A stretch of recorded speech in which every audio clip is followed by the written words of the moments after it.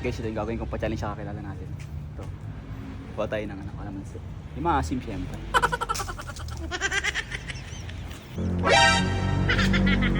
Boss, may challenge ako sa'yo.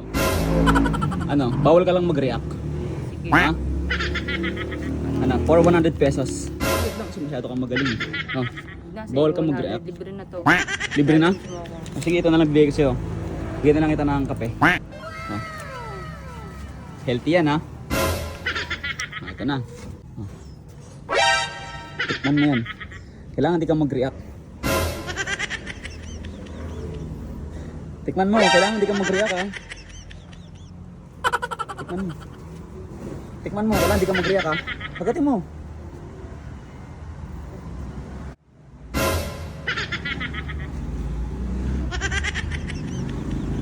Lugogi ginisip.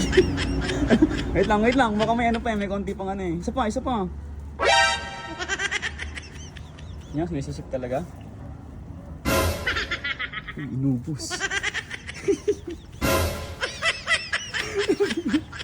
Paano na naman nasa challenge natin? Oy!